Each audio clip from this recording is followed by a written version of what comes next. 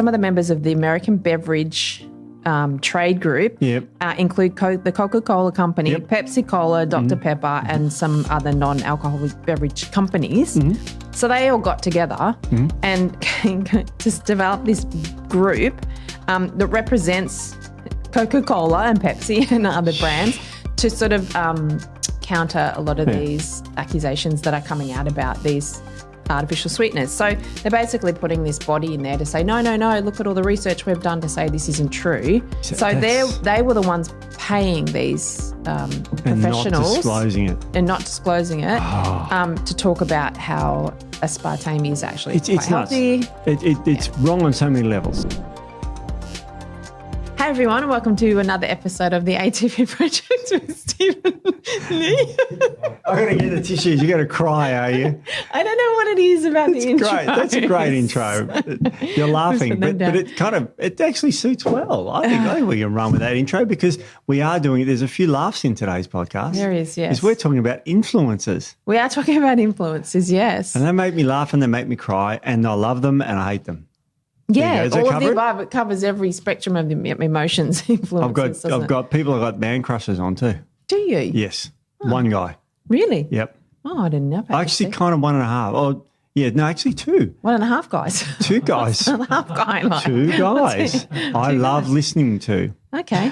Well, there you go. And one of them I see in his underwear most mornings in my phone. Interesting. Yeah. I think there's a name for that site, but we won't mention it. Yeah, we won't. There's a reason for all this. And but it's quite funny. Influencers, though, I mean, you got some blinders there. I do, yes. I refuse to I started reading about it when I can't read that. No, you can't read it. Because you're going to read it during the podcast. I am. And I've got some blinders here. Well, do you want to start with yours? Because yours are like, these are influencers that are talking. Well, you set it up. I'll set it up. So the whole premise of this podcast came about because there was an article that's published on the 13th of September this year, so it's very recent, about how social media influencers, dietitians and nutritionists specifically have been paid by big food companies, soda companies to to talk about aspartame and the artificial sweetener. The artificial sweetener and how it's actually not unhealthy for you and all the claims are wrong, that sort of thing. Not really being upfront about the fact that they're getting paid. These are paid sort of posts. So this article has come out all about this, and we wanted to talk about the article and talk more about social media influencers. Published in the Washington Post, by the way. Published in the Washington Post. So this was a joint investigation by the Washington Post and the Examination, which is a non-profit newsroom specialising in global public health reporting. So obviously the Washington Post is American, obviously. Yeah. So this is in the US. But I have seen posts on social media that look a little bit unusual. So, and they're not disclosing that they're being paid for these ads. So people are then believing them and we will talk about how people are believing everything that these influencers are saying and how to actually be careful about the information that you're deciding to take on. Those dietitians were pretty attractive, so I must believe them. Yeah, that's right. They were qualified. They're all qualified. Qualified? Yeah. So I guess what we'll do is I'm going to read the article and we'll sort of pick points out as we go along, and then we're going to talk about a few other sort of issues. You've got some studies there to sort of counter some of the claims that these so-called specialists and experts are saying in the article. So it starts off.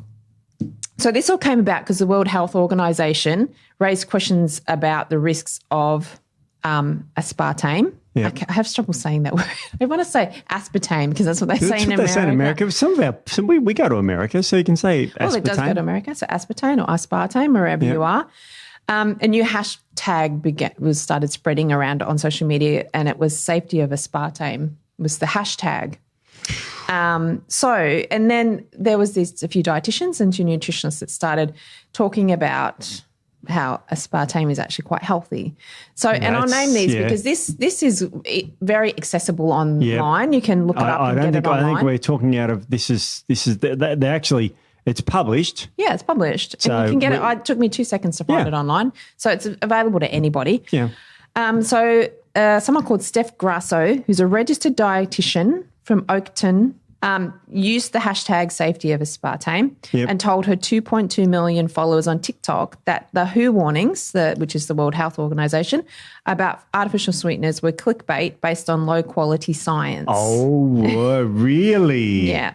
Okay. Another dietitian, Cara Harbstreet of Kansas City, reassured her Instagram followers not to worry about fear-mongering headlines about aspartame because the evidence doesn't suggest there's a reason for concern. Oh, doesn't it just? It doesn't, and we're going to counter that. Well, we counted that in the book. By the way, if you really want to know about artificial sweeteners, we did a massive podcast on it about 6 to 12 months ago. Yes. So that's like a whole thing on it. And we talk about the good, the bad, the ugly. So I think that's the title of it. Can't remember. Well, there you go. But it's a really good review into all the literature in it. So it's a good one. But sorry, go on. It's a really good one. So no, that's okay. And then in a third video, and these are all online and the videos are up for people to play the videos. Third video, Mary Ellen Phillips, who's a Houston area dietitian who specialises in diabetes care, mind you. Oh, here we go. Sipped from a glass of soda and told her Instagram viewers that artificial sweeteners satisfy the desire for sweetness without affecting blood sugar or insulin levels. Ooh. And she does talk about other things in the post as well. That's like... Oh, yeah, okay. Quite cringeworthy, really. Yeah. So what all of these dietitians didn't disclose that they were paid to post these videos by American Beverage, a trade and lobbying group. So American Beverage, this is interesting how these guys came about. Yeah. So when all this controversy came up about, aspartame and all these other things, and there was lawsuits and investigations, these companies obviously would have gone broke, right? Mm. So they decided to get together. So some of the members of the American Beverage trade group include the Coca-Cola company, Pepsi Cola, Dr. Pepper, and some other non-alcoholic beverage companies. Mm. So they all got together and just developed this group that represents Coca-Cola and Pepsi and other brands to sort of counter a lot of these accusations that are coming out about these artificial sweeteners. So they're basically putting this body in there to say, no, look at all the research we've done to say this isn't true. So that's how they came about. So that was kind of interesting. Jeez, so they were the ones paying these professionals. And not disclosing it. To talk about how aspartame is actually quite healthy. It's wrong on so many levels. Okay, well, let's just – firstly – disclosure is what we're all about. That's the thing that gets me. We work for ATP, not really secretive about it. It's like, welcome to the ATP, blah, blah, blah. And so we talk about ATP stuff. It's, obvious we're declaring our bias. Yeah. Perception of bias. So that's why we use data a lot because we don't say, oh, we're the best, full stop. Yeah. But these people who are doing that without disclosure means that the informant goes, oh, a dietitian. Now I'm going to summarize this and I'm going to this could be a take-home message. I heard a dietitian professional tell me that I can drink soft drink. Yeah. That's what I've been told. Yeah. And she was sipping it on there. Now, diet soft drink, is it just, like some people just go, well, I'll just drink that. But let's assume, let's play devil's advocate. Let's assume that they go, oh, we'll just drink, artificial sweeteners. There's low-quality evidence and all that sort of stuff. There's not low-quality evidence. No. There's loads of evidence on this. There is, especially aspartame. Yeah. Now, if I was talking about this and I wanted to be an influencer like this, whatever, I would say, I'd say, look, okay, here's the data. Some suggest this, some suggest that. The jury's still out, whatever. You could say that. And you disclose what you're doing. That's fine. But to saying what they said, definitive statement saying, nope, this whole World Health Organization stuff are, clickbait and low-quality evidence. It's not low-quality evidence now. We've got good quality evidence on really, this. And we've got a lot of evidence. I picked one paper here that was, again, published peer-reviewed study. Find it somewhere here. There it is, aspartame, true or false, narrative review of safety analysis. Now, the whole damn thing goes for multiple pages, but very, very basically, they look at the aspartame link with obesity, diabetes, children and fetuses, autism, neurodegeneration, phenylketonuria, allergies, skin problems, and its cancer properties. And they're all analysed, and scaringly, there's all some evidence for those sort of things. Now, I would say half of it's true. Yeah. then you're in trouble. But what we do know about aspartame is that as soon as you ingest it, you can measure chemical changes in your body. Yeah. And here's a few of them, Nick, and this is from this is from Nutrients 2021. And the first hormone that you'll see that goes up as soon as you drink aspartame is cortisol. Yes. So now that alone, forget the other ones, corticosteroid and adrenocorticotropic hormone, which is the stimulant from your brain. So it has an effect in your brain. Yeah. Let's say you just drive up just cortisol. That breaks down muscle, increases sugar blood levels. So it doesn't, aspartame itself's got no sugar in it. It's an amino acid. But it triggers cortisol, which breaks down muscle tissue and liberates glucose into the body. Yeah. So therefore, that glucose turns back into fat, not back into muscle. Yeah. So that one chemical thing alone does that and many other things. It suppresses serotonin in the brain, which is why you have a lot of neurological problems with it. Yep. So, I mean, that's just one of the repeatable things that it does. Many papers are out there on it.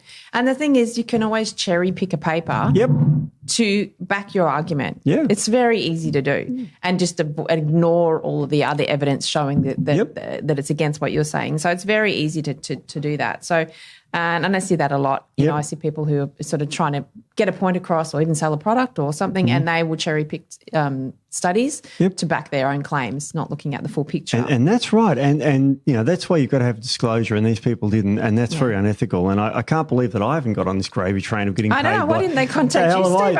I would have done it. I'm as dodgy as all. Joke.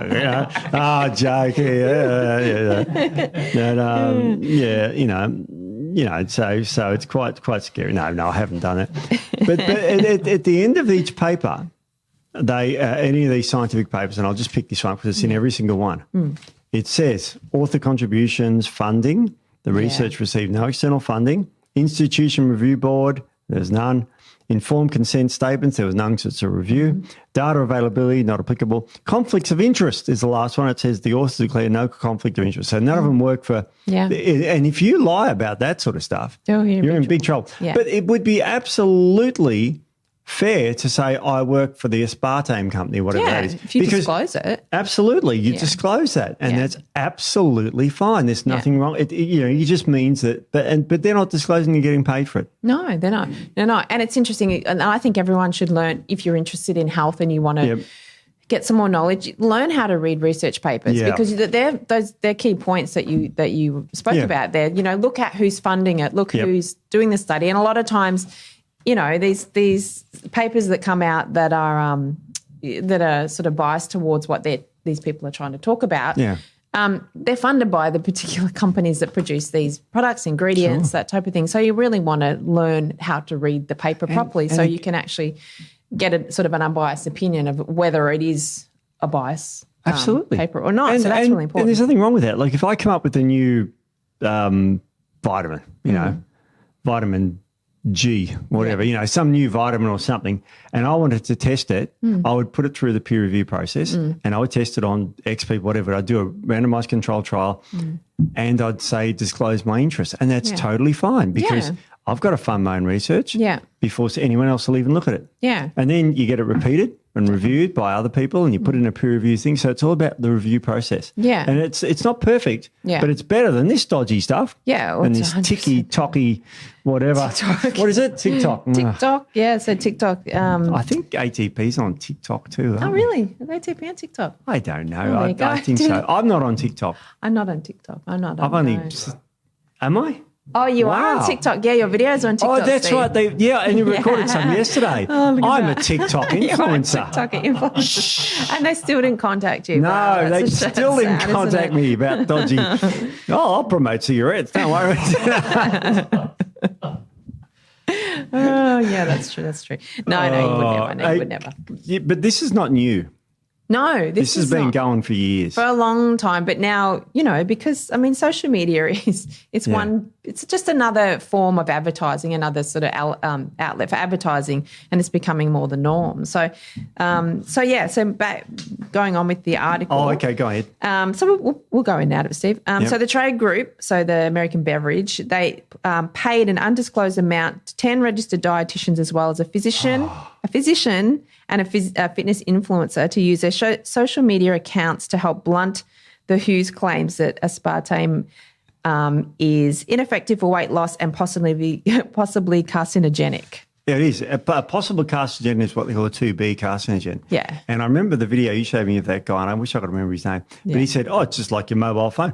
Yeah. Mobile phone has been linked to cancer. Yeah. If I did this for more than an hour a day, and we've done this data on this, it increases the risk of cancer. Yeah. Not by a lot, but it's a risk factor. And if you don't know that, then you I think people should know this stuff. Yeah. Yeah, it's a possible risk carcinogen. It's like lots of chemicals are possibly cancerous. Yeah. So, I mean, that post, we won't say who that was because it's not, it's on Instagram. If you see a guy promoting drinking 55 cans of salt. He said, by his height and his weight, he could safely drink 55 cans of Coke Zero or whatever it was, and not have any health issues. But I loved his biochemistry. Oh, he's obviously the way he broke it down was hilarious. He had a chart and he had aspartame, and it broke down to 3 molecules, and it's like, okay, there's more than that. But anyway, I'm watching it and I'm going, okay, it breaks out of the phenylalanine. That's found in meat. That's true. Yeah. Yep. So you had a piece of steak there. Yep. Then it breaks down to methionine, which is found in something else of food. That's true too. And it breaks down to something else, aspartic acid, which is in, amino acids. What he didn't realise is that further breakdown products ends up as formaldehyde and formic acid. 2 incredible toxins for the body that were just conveniently not spoken about. It's like when my wife says to me, "Have you made the bed and put the rubbish out?" Yes, I've put the rubbish out. Yeah. What about no? So there's something missing. And from a biochemist that I am, I went, "Where's the formaldehyde thing?" Yeah. Now there's an enzyme called aldehyde dehydrogenase. Sorry to bore people here, but that's upregulated in men, right? So we're more sensitive to make formaldehyde in our body from methanol, which is one of the breakdown products. And methanol is, if you've ever seen those winos, people have heard of meth, but metho is an Australian term where you drink methylated spirits. It's very dangerous for you. Don't do it. And that causes optic nerve damage or blindness. Have you heard the term blind drunk? That's where it came from. Oh, is that right? Yeah, from methanol toxicity. Methanol turns into formic acid, toxic for your eyes. Yeah. Very carcinogenic, causes DNA breakdown. Didn't mention that in his, if he wants to drink 55 cans, I bet he doesn't. Oh, of course he doesn't. Yeah. This guy's a health influencer. He's a personal trainer. Yeah, he's not trained in biochemistry. He's not trained in biochemistry. No. And he's promoting health to people. So, whether the evidence is there or not, promoting that you can drink 55 cans of Coke Zero without, and he said, it might be dangerous if I was a rat. I'm sorry, but if I see a study where it's done on rats where there is evidence to show that it's dangerous, I'm still going to listen to that. Well, that's exactly where you start. You start off with rats. Yeah. Because you're toxic, kill a rat. It's not the end of the world, is it? Yeah, no, exactly. So and I read all the comments, and there was people saying this looks like a paid post, and he denied that it was a paid post, so perhaps it wasn't. But he has put out his own drink. Yeah. So, and it's got artificial sweeteners in it. So you have to really look at the backstory of why people are doing these things. So, and take their information with a grain of salt. So that's the sort of thing that we're trying to highlight as maybe just be a little bit aware that there is a lot of times an ulterior motive. Yeah. And it's purely just for health reasons. And if you've got an ulterior motive, declare it. Yeah. If you've got funding to say this, and then use data. No. Come up with a study that says, look, it says this. And everything in this world is dose dependent. Okay, water, if I drink too much water, I'll die. Hyponatremia will get me in the end. Yep. Okay, a long time down the track. But it'll get me. So aspartame could be safe at a lower dose. Let's say it is. Let's be, I wouldn't drink it, but let's say it is at a lower dose. Then you can say, okay, it's safe at a lower dose. So make sure you only have 1 can a day of this stuff, just to, if you're, a diabetic and just, that sort of stuff. Yeah. Qualify your statements. Yeah, exactly. Yeah. Now, there's more, this goes on, doesn't it? Goes on and on. Oh. The campaign, which the Beverage Group acknowledged organising, highlighted a little-known tactic the multi-billion-dollar food and beverage industry is using to sway consumers faced with often contradictory health messages about popular products. The food, beverage and dietary supplement industries are paying dozens of registered dietitians that collectively have millions of social media followers to help sell their products and deliver industry-free messages on Instagram and TikTok, according to an analysis by the Washington Post and the Examination. The analysis of thousands of posts found that companies and industry groups pay dietitians for content that encourage viewers to eat candy and ice cream, downplayed the health risks of highly processed foods, and pushed unproven supplements. Messages that run counter to decades of scientific evidence about healthy eating. The review found that among 68 dietitians with 10,000 or more social media followers on TikTok or Instagram, about half had promoted food, beverages or supplements to their combined 1 million followers within the last year.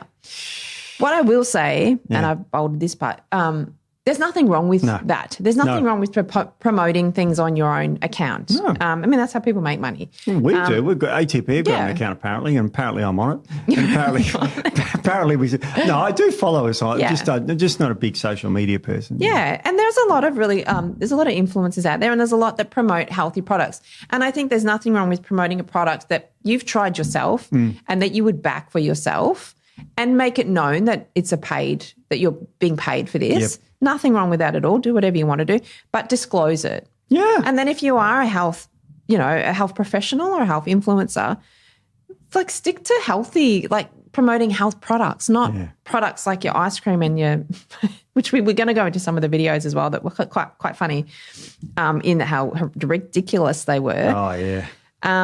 So some of the dietitians noted on their social media posts that they were part of a paid partnership, but not all made it clear to viewers that that's what they were doing.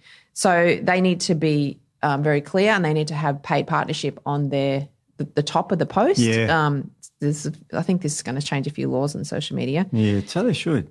Yeah. So the article goes on. So the strategy for enlisting dietitians on social media has allowed the industry to extend its vast reach and promote often questionable nutrition and nutrition advice to new generations of teens and Gen Z eaters and millennial parents. So this is interesting. So millennial parents are accustomed to finding news and health advice on social media. So all of the generation that are having babies now, they've come from the social media kind of generation. Yeah. So that's how they've lived. That's how they've got their knowledge. So they're now, they're looking at it, and then the Gen Zs, of and now course. That's what they're using for. I don't think I'm a Gen X, and we didn't grow up with this. So no, I'm a Gen X as well.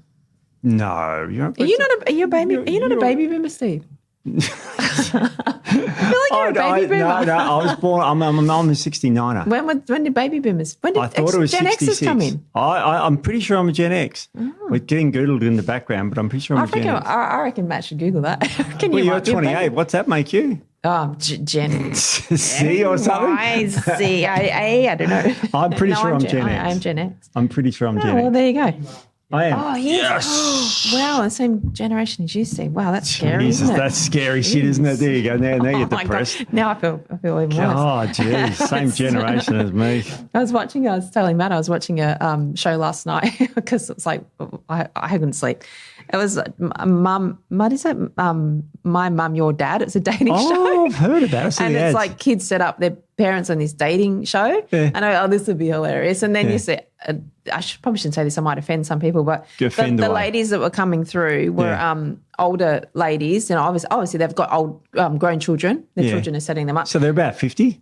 So that's pretty old for a woman. I didn't think of it like that, Steve. Old. So I was looking at them going, they're older ladies, yeah. And then they had their ages up, and they were like 48, 49, 50, 51. And I'm like, oh my God, I turned it off, and I was just totally depressed after that, thinking that's me without the children's side of it. Because when you look at someone, you think they seem so old. Yeah, like me. And then you go, shit, they're actually the same age as me. Yeah, like me. It's incredible. It's so bad. So anyway, that was an aside. I was just like shocked. So yeah, depressed for the rest of the night after that. And I thought, oh my God, I'm an old lady. So you're a Gen X too? Yeah, I'm a Gen X. Yeah, I'm a Gen X, yeah. That's awesome.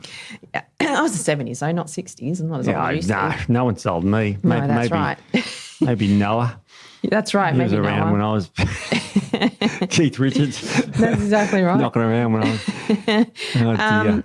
Yeah. So that's interesting about the Gen X eaters and the millennial parents. Yeah. Yes, so by paying registered dietitians, health professionals who specialise in nutrition, the food industry is moving beyond the world of ordinary online influencers to harness the prestige of credentialed experts to deliver commercial messages, which I think is really sad because it's already hard enough to find qualified, like health professionals online, like qualified, which we will talk about.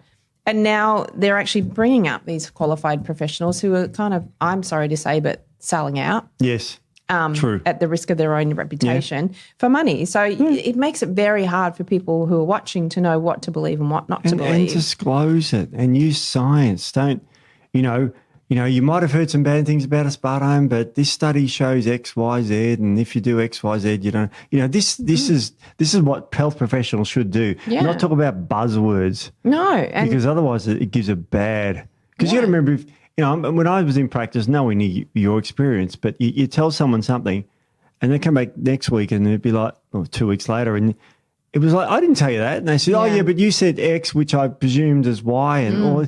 I wrote a book on the ketogenic diet. Yeah. And it was read. Even my sister, she said, I have salad for lunch now. And I said, that should be good. Yeah, I just have a bread roll and salad. And it's like, it doesn't, says no, because I write things wrong. You say no grains. It's all right, I won't have grains, I'll have bread. Oh, right. You know what I mean? It's like some people don't. Yeah, some people don't. And then some people don't know. And that's not, that's not their fault. I guess they don't know. And I'm going to put my sort of view on why I think people listen to these types of things eventually when we get to that.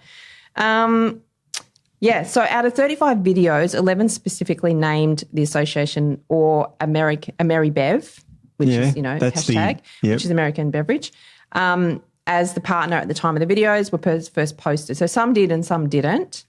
So there's another one here. So her account is Milk and Honey. So she's a registered dietitian and has diabetes. I'm assuming, this is the one that talks about, with the drink. I assumed it was type 1 because her appearance would be more young, type 1, very quite slim, that type of thing. Mm-hmm. Talks about how aspartame is healthy and not linked to cancers and other health issues. She tells her audience that she prides herself on giving accurate science-backed information. And this is in the video. Not money-backed information. No. Okay. In the description next to the video, she writes, dietitian approved. Later in the post, it said AD in brackets, which is to indicate that it was a paid advertisement, just AD. So, who's really going to look at that? After inquiries about the partnership, the posts were updated, strangely, with Canadian Sugar Nutrition, which is the Instagram account for the Canadian Sugar Institute. So she changed it after a bit of pressure. Imagine working there. Oh, no. Wow. You'd be, crazy, isn't it? Another one here. So registered dietitian Lindsay Plescott of Vancouver, British Columbia, has posted videos of herself eating ice cream and peanut butter cups by telling people that denying themselves sugary food will only make cravings worse. Oh, no. These and other posts were paid by the Canadian Sugar Institute. Oh, really? The trade group, which is funded by sugar producers, strangely. And they include that videos on the Instagram page.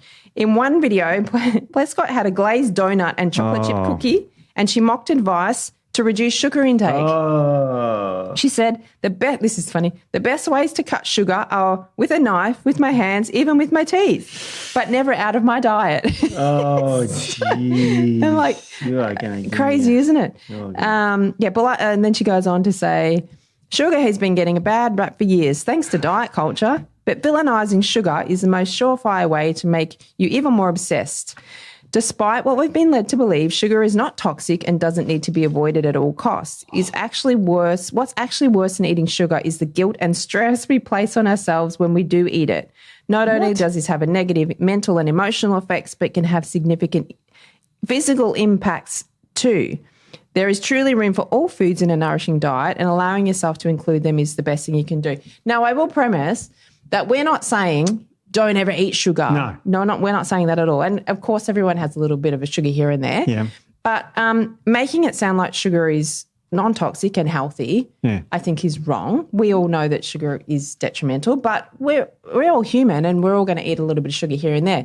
But promoting it as part of a healthy diet is wrong, in my opinion. Exactly. It's completely wrong. Yeah. Because, you know what? People are going to see a dietitian eating a donut and chocolate chip cookie and ice cream and go, well, it's like another term that I really hate, and this is on my soapbox now, is when people say just eat it in moderation. Yeah. What does that mean? What is moderation? Yeah. I'll only have one, serve of ice cream, and I only have one chocolate chip cookie, and I have one donut each day, and I only have one bag of chips, and that's moderation, isn't it? Because what's only moderation? That's right. Yeah, it's only one. One can't be too many. Yeah. But if I eat one of those every single day, then I have some breakfast cereal that's sugary, just in moderation. And so what the hell? They're eating nothing but sugar. Yeah, exactly. I hate that term, and I hate it's like, you know what? You aim to cut the crap. Yeah. Cut it. Yeah. With a knife, out of your diet. Exactly. Not with your teeth, not with your teeth, knife. your hands, Don't let it get near your mouth. It's dangerous. It's terrible. Oh, my God. What else you got? She said in an email, Plescott said she initially had concerns about working with the sugar group, but that she has full control over her posts, which reflect her belief in removing guilt and shame around food. Oh, that's not what that was about. Yeah, exactly. My integrity is most important to me, she said. Not. So clearly, the money is. It's interesting because the other spin on this could be that she actually fully believes this. The reason being, in America, here not so much, in America and Canada, that a lot of these big food companies and fast food, processed food companies, they fund a lot of the conferences and the training for for dietitians and nutritionists in the US. So the teaching they're getting are funded by these big companies. Sure. So she's been taught this stuff by the companies that are trying to sell the product down the line. And this is interesting because this happens in the medical industry as well. So a lot of the medical drug type education they have is from pharmaceutical companies funding it. So and funding the textbook printing, all that sort of stuff. So it comes down the line. I wouldn't say even in when I studied, and we never had anything like that, but we had labs coming and telling us about how amazing that this is the lab, that this is the technology and this sort of stuff. But it was a lab telling us. Yeah.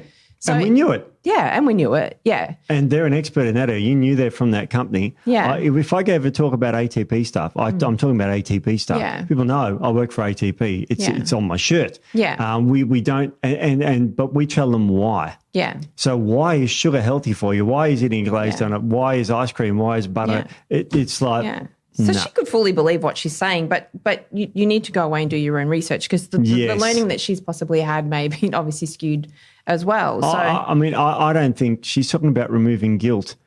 I don't feel guilty when I eat sugar. I don't feel guilty not eating sugar. It's just a bad food I keep away from. You're just aware that you shouldn't eat a lot of it. It shouldn't be guilt attached to it. I don't have an emotion with it. Yeah. And look, I understand a lot of women do with the weight issue, and they do feel guilty about sugar. But if you take away the guilt and they're already having an issue with cutting a lot of sugar out of their diet, then what are they going to do? If they're not even guilty about it, they're going to eat more, I think. Yeah. I always ask people why they're guilty about eating it, and they go, I know it's bad. And you go, yeah. See, that's why I'm not in practice. Because I glare at people. It's like, it's bad and you're eating it. Yeah.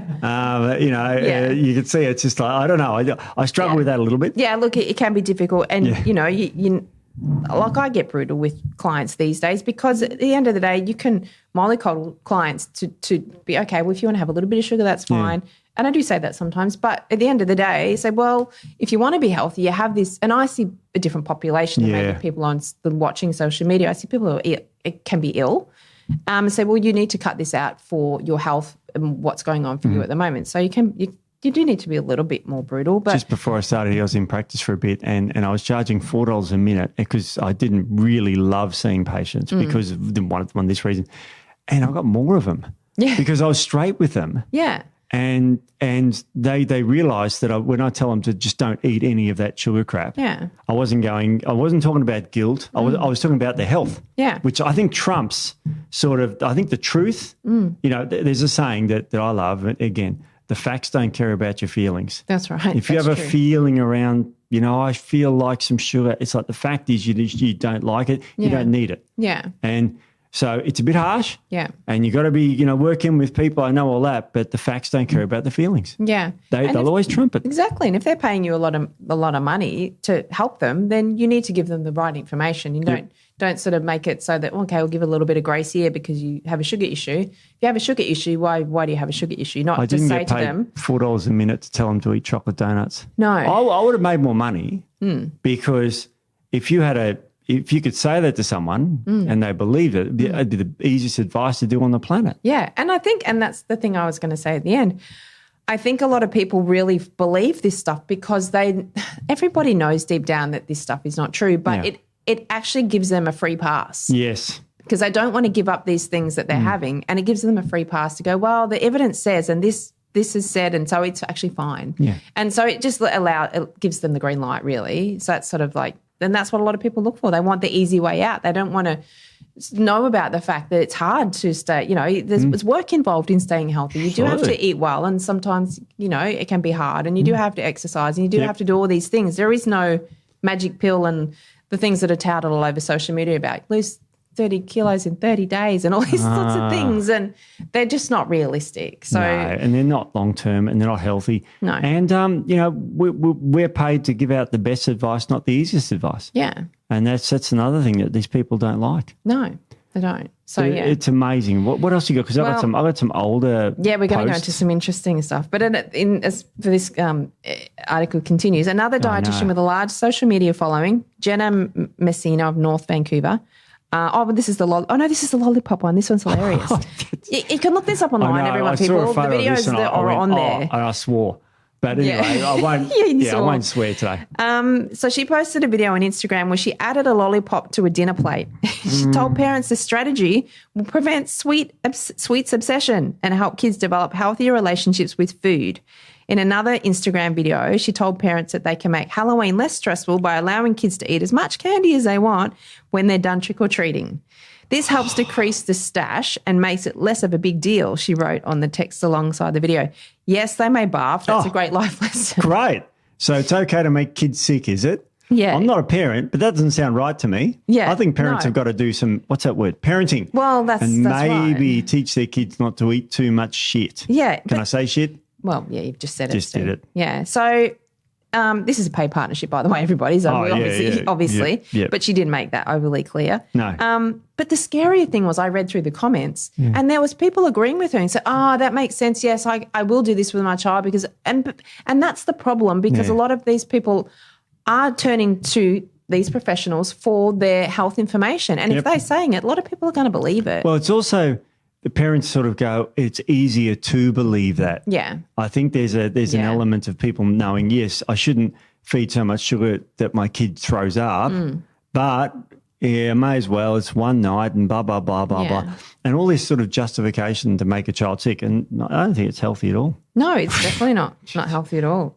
So she disclosed on her post in an interview that she was paid by Canadian Sugar. Yeah. She said that while her advice is non-traditional, her goal is to help parents. Non-traditional or non-scientific? Would you make a typo I'd say there? Either or. Oh, okay. I just didn't see there might be a typo. Non-traditional. There we go. Yeah, exactly. Non-scientific. So she declined to say how much the Sugar Institute paid her for a sponsored video. Geez. She says she pitches ideas for videos to the Institute. This is the the Sugar Institute. But has full say of what she posts. Well, I don't work with any industries that tell me what to say or how to say it, which is worse because this is coming from her own mouth. It has to be 100% my voice or I won't do it, she said. Since last year, the Sugar Cube group has paid at least a dozen registered dietitians to post videos about sugar on Instagram. If your kiddo, this is what she said, if your kiddo is obsessed with sweets, they likely need more access to sweets rather than less. Addictions we're talking now. Okay, so if I'm addicted to cigarettes, I need more cigarettes. Yeah, apparently so. Apparently and if I'm addicted to opioids, I need more opioids. Get some more into you. You know what? Do you know Purdue Pharma? They had a doctor who worked for them, and Purdue Pharma, this is a big court case. It's been settled, billions of dollars. But they had a doctor that said if they are craving more opioids and they're having more pain, or pain that they say, they need more opioids. You're underdosing your patients on opioids. Okay. Good to know. I mean, it's a dodgy. They had gorgeous chicks selling the stuff to doctors. There was a dodgy. They had the dodgiest mechanism, and they sold it by the milligram. Yeah. So the insurance paid by the milligram of the drug. I probably shouldn't mention the drug, but it is out there in the public. It's an opioid, opioid. Yeah. And so the salespeople started off at 10 milligrams. Their last tablet got up to 160 milligrams of opioid. God. So the same sort of thing. Yeah.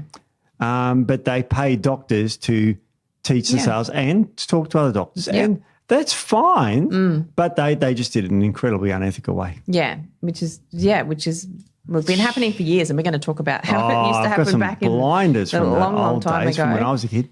Yeah. So the analysis by the Post and the Examination, that did this article, also found that dietitians have been paid to tout the benefits of dietary supplements that lack scientific consensus, such as detox teas, and help to claim the body expelled toxins. Yep.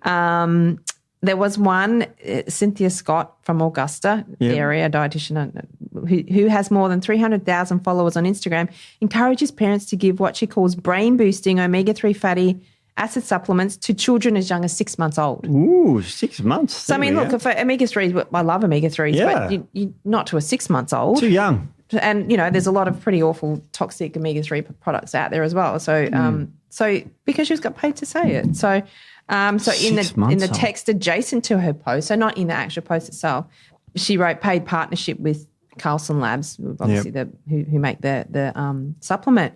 Yeah. So it's quite scary that people are touting this stuff and people are listening to it. Yeah. So, and for those who don't know about kids out there, they're very different to adults. And in fact, if you give a kid, say, honey, it can kill them. Yeah, a very young child. Yeah, So be very cautious about. Yeah, well, I don't treat children, and that the reason is because they're too noisy and crappy. No. There's a lot more. Oh yeah. You got to be a lot more careful. Yep. There's a lot more dangers involved, and dosages and all that sort of stuff. And so I've got some kids' medication here. I'm going to talk about. Oh, great. Okay, I can imagine. No, we got the kids sorted. I didn't leave them out. Okay. Men and women. Excellent. Perfect. Yep. All right. What else you got? So basically goes on and on. So the lack of clear disclosure is bad for consumers. Well, surprise, surprise. So regulators have struggled to keep up with the rapid rise of the online influence industry. Yeah. And you can see it everywhere. Like they get paid a lot of money. So, a lot of people will sell out. So over 33 dietitians who posted paid content on their millions of followers, half didn't disclose their sponsorships in at least one of their posts. Another 2 placed disclosures deep in the descriptions. Clear descriptions, according to this advertising company, combats deceptive marketing. Or surprise, surprise, if you make it clear that you're actually being paid by a company. Yeah. And it goes on to say, would you expect the dietitian would be partnering with the soda industry? Well, no, you wouldn't expect that at all. So, so you're going to be thinking, oh, this is coming from their mouth. This is their research. This obviously must be right. So it's a big issue. Wow. Well, it goes on and on. It goes on, and this has been going on for, I'm going to say, about just over a century. Yeah. Now we're talking about influences from the social media thing. Yeah. There was also influences from the media days before social media. So this has been going on forever. Ever. And this is just a new way of marketing. It's not a whole new everything. That obviously marketing has been going on from forever. Millennia. So long as people have been trying to sell things, they've been marketing them. So this is just a new forum. But my point is, and we'll go into some of that stuff. That's right. So this whole article was about, the dietitians and the professionals downplaying aspartame dangers. Yes. And it's all everywhere. And I know there's a couple of really prominent, health professionals, fitness professionals out there, very prominent, who bang on about how aspartame is safe. They bang on. We both know who I'm talking about. We won't name them. Him. Yes, we know him. But this goes back to, let's talk about the cigarette industry, Steve. Oh, let's do it. I love the cigarette industry. By the way, for anyone who wants to contact me, email me at Steve. Steve's phone number. We can look at this. So smoking, obviously, and obviously the younger people wouldn't know that back in the day, smoking was touted as being very healthy. Very healthy. Yeah. So 100 years ago, this comes from another article I pulled up. Concerns about smoking was considered alarmist. There was no definitive evidence that smoking was harmful. By the 1930s, tobacco companies had doctors lined up ready to debunk the notion that smoking could be harmful, calling out people as crazy for even suggesting that smoking may cause cancer. Does that sound a little bit like the aspartame argument? Like the people who are saying that it can be dangerous are being called crazy and the alarmists, and it's literally just history repeating. And aspartame hasn't been around long enough for us to start to see the effect. Do you know how it was discovered? No. It's just a fascinating story. Now, everyone can Google this and check this out. But there was this guy developing a chemical and he accidentally licked his finger with the chemical and it was very sweet. Yeah. And that's how aspartame came to be as artificial sweetener. No joke. Wow. That's exactly how it worked. Because no one was looking for an artificial sweetener in the 60s. Because people, that's right. And people didn't have sugar addictions, I would assume, back then either. No, it wasn't as much. Well, there wasn't as much processed foods and things around then. More exercise, less cars, all that. Yeah. So then this article goes on to say that cigarettes, back in the day, they were told cigarettes pose no health risks or even that they're beneficial for aiding digestion. Oh, yeah. This was the tobacco industry's response to the research surfacing. So it was starting to come out that it was bad. So the tobacco industry said, no. It's not linked to cancer. It's beneficial. It helps digestion. And, and then their answer, and does this also sound familiar? Their answer was to fund studies of their own to prove that tobacco smoking was safe. Exactly what's happening right now. Yeah, I know. It's crazy. I'll go on further. Yeah. And this was an ad published about Cigars de Joy, which is a treatment for asthma. What's it called? Cigars de Joy? De Joy. It's French. And they actually used cigarettes for the immediate relief in case of asthma, wheezing and winter cough. Oh, for the relief of asthma. And it says, with little persistence will affect a permanent cure. So wow. Universally recommended by the most eminent physicians and medical authorities. So this it certainly affects and harmless in their action. They may be safely smoked by ladies and children. Oh, really? Children? It says children, ladies and children. Oh, so, and you're right. Back in, of course, back then there was the old in the 60s with the more doctors smoke Camels than any other cigarette, and there's a picture of a doctor there smoking his cigarettes, probably in front of a patient. Probably. Well, everyone used to smoke inside. When I was a kid, you could smoke inside. Of course, you could smoke on planes and everything. Remember there was a smoking section and non-smoking section? Yeah, I know. It used to make me laugh. I'm like, hang on a minute. Yeah, I still remember that Flying Home movie where they said, do you want to sit in the smoking? Do you want your ticket smoking or non-smoking? And he said, smoking, please. And it came out, the ticket was on fire and smoking. Yeah. But Nick, I've got some ads for you. Okay. You're going to love this because this is for you. Okay. It says, stay fit and slim. That's a good start. Everyone wants. Okay. Yeah. It's only for women, this one. Oh, all right. Okay. So better listen. Every woman wants to look better and feel better for the year ahead. Slenderous is the way to health, beauty and fitness. A couple of grams of amphetamine sulfate taken daily enables you to slim down while doing the housework. Oh, nice. Surely and safely. Oh, it definitely would. This magic powder also helps you tonify the blood and the entire system and makes you look better for your man. Wow.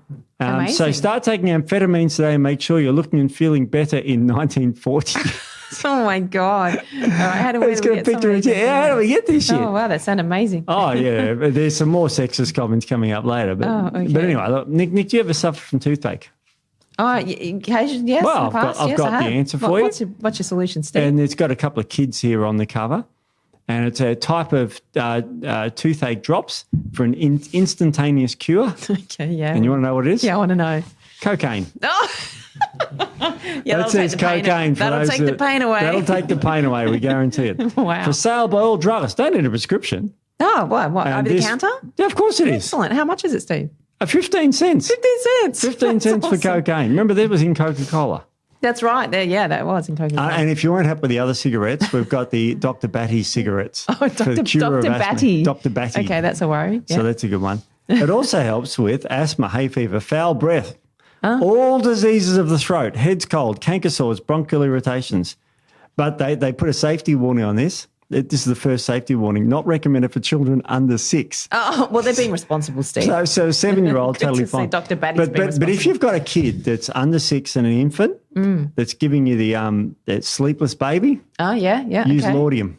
Oh. Now, do you know what laudanum is? No, I don't. It's tincture of opium and alcohol. Oh, wow. That's what laudanum is. That'll calm them down. It also aids in pain relief, yellow fever, cardiac diseases, it causes cardiac diseases, colds, dysentery, and excessive secretions. Oh, excessive secretions, eh? Yeah, so we've got to watch that. So that's another one there. Now, I've got one that you can talk about here too that I don't feel super duper comfortable talking about. See, now you haven't showed me these, so I'm worried because you've done this to me before, Steve. I've got set me up. The top picture is a problem that is quite common, and the bottom picture is the cure to the problem. Oh, so God. you better explain what what the problem is there in the top picture.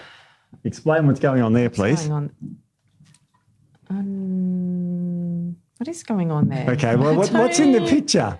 Well, it's a bunch of blokes. Yes, looking at a man's region in lower region. Yes. One of them's holding a dish. Yep. And what's happening to the lady at the end of the bed? Does she look happy or not? She looks loving. She looks like she's looking at him adoringly. Oh, yeah. So guess what she wants but can't get?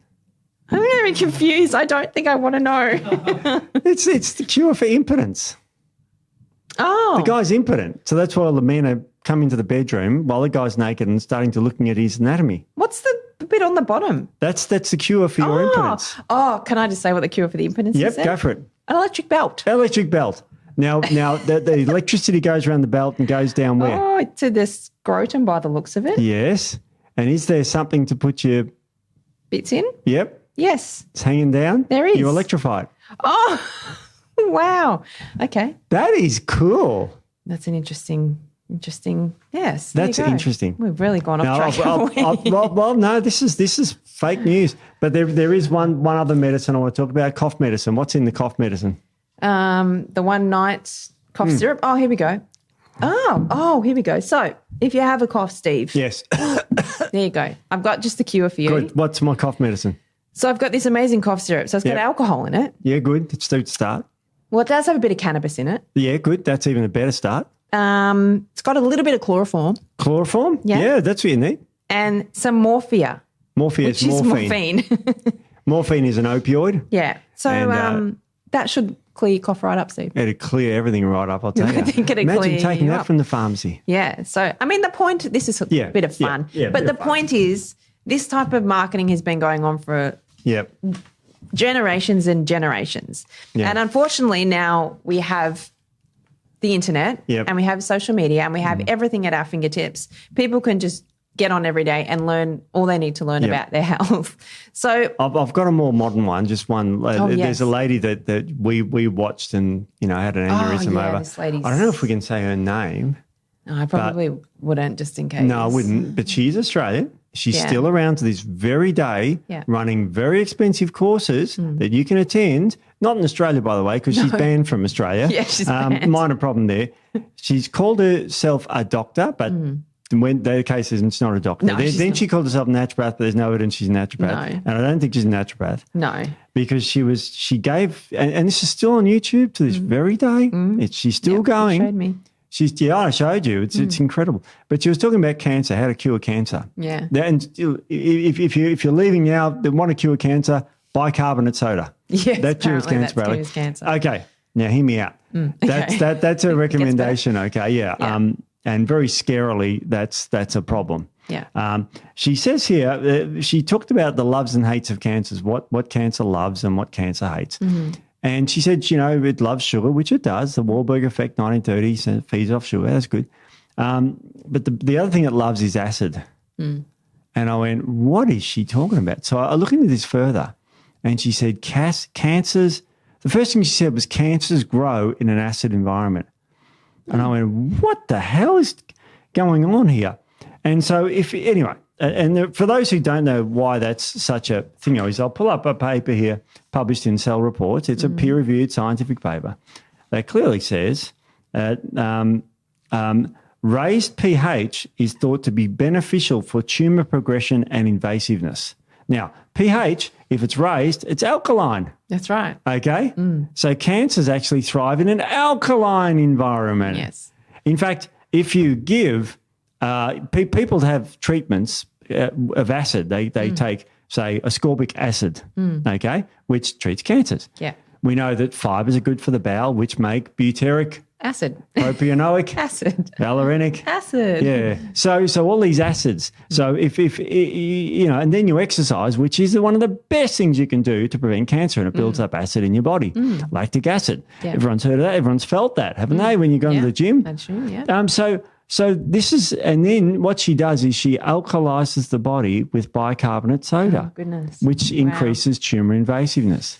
Now, firstly, the pH of the blood is already in an alkaline environment. It's 7.4. It doesn't go to 7.0. If it goes slightly acidic, you're dead. Yeah, that's right. You die of acidosis. Yeah. So it won't go there. Yeah. So this complete, absolute treatment regime she goes on is completely misinformed by a fundamental fact.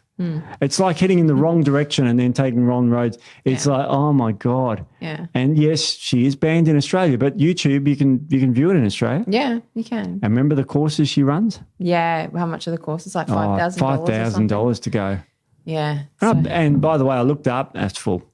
Is it? It's full. But see, and this is the thing that scares me and I find is terrible is so naturopaths don't treat cancer. No.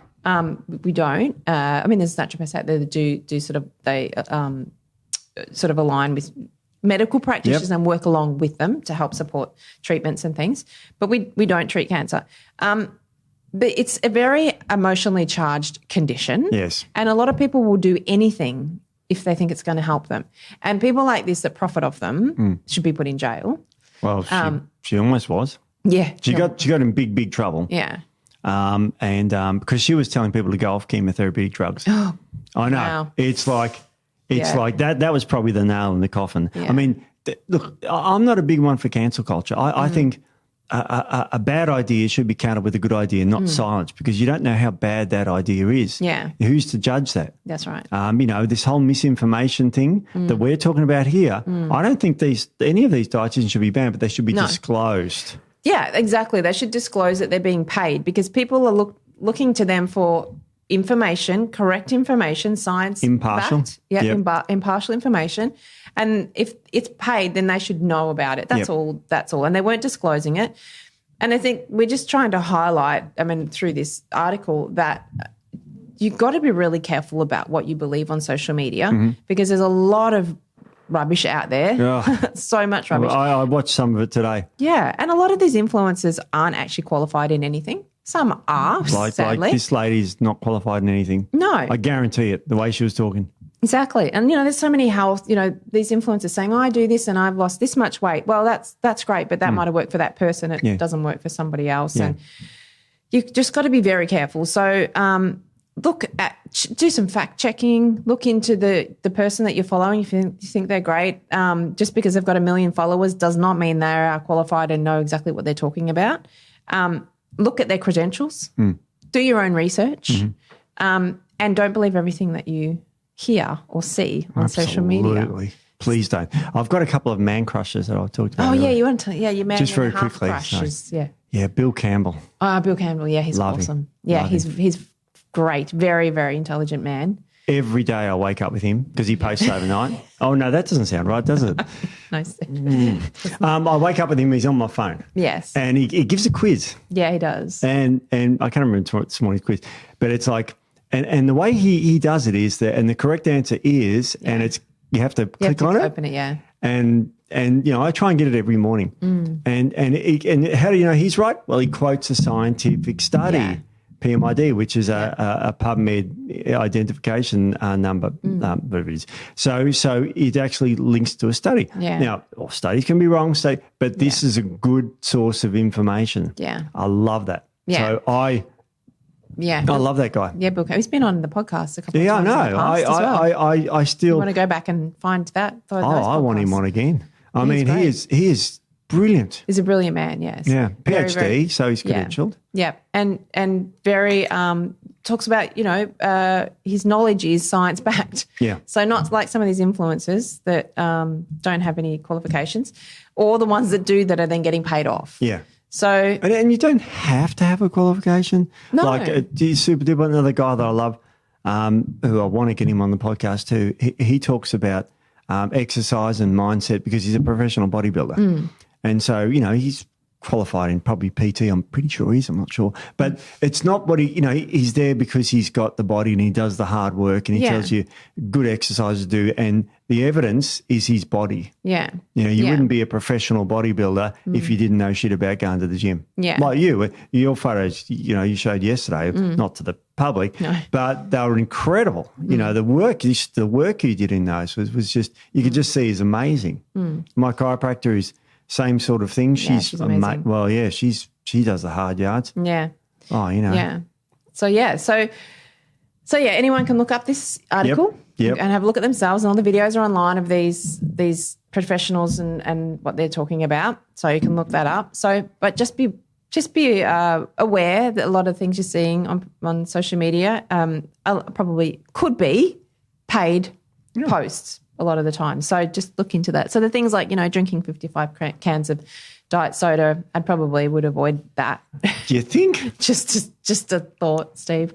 Just because it's a health professional. And it's a health professional, that's what gets me. Because as a health professional, it taints us all with the same brush. Yeah. I mean, there's the same influencer. I mean, he's at a PhD. He's a very intelligent man, and he has a lot of really good information. That guy with the cans of drinks, PhD. No, he's not. No. The one we were talking Jesus. about earlier that said some things about aspartame being healthy. The guy we were talking about before we came into the podcast. Yeah. So he did a post on naturopath. So he's a nutritionist, not a naturopath. And he downed every naturopath and said he's never seen a good one. They do nothing but talk rubbish and they don't fix anyone and they cause – and he tainted everyone with the same brush. And this is what happens when all these influencers and so-called professionals get on social media and tell you all these things that aren't actually true and they're not backed by science. And so it makes me mad. So, yeah. It's terrible because, we've done podcasts on – I remember a couple of weeks ago we did a podcast on one extract of one herb, and there was about 10 studies, peer-reviewed papers on that. So, I mean, the fact that there's no evidence of what we do is nuts. It shows complete ignorance of the science. No, it's science-based, evidence-based medicine that we practice and that we're taught. So we don't just go out and look at our wives. What did they used to do in the 1900s and make up a potion? That's what we don't do that. I mean, what they did thousands of years ago, it can still be true today. I mean, they were amazing, but yes, but it is all science backed. So, so just be more mindful of what you're looking at and do your own research. Look into things. If you see a post that looks a bit odd and you're just going to believe it blindly, maybe look a little bit further into it. Yeah, that's it. Go look up this article. It's from the Washington Post. I think the name of it, I can't remember. It's about influencers being sold out by the soda companies. Deep fried, sugar laden donuts, please. No, or put lollipops on your kids' plates. Oh, don't do any of that. That's nothing that anyone, nutritionists or naturopaths, because I'm a nutritionist as well. Yeah, I'm a nutritionist as well, yeah. Yeah, so it's like we've got nutritional qualifications. We got herbal qualifications. Yeah. I've got homeopathy qualifications, and I did a Master of Health Science and taught it for years. And you've just got to watch the information that comes out. Yeah. Good advice, I think. Yeah. Thanks, Steve-O. Hopefully that's helped a few people anyway and maybe highlighted a few things that maybe need to be highlighted. Yep, and we'll be back next week. We will. Thanks, guys. See you guys. See ya. Bye.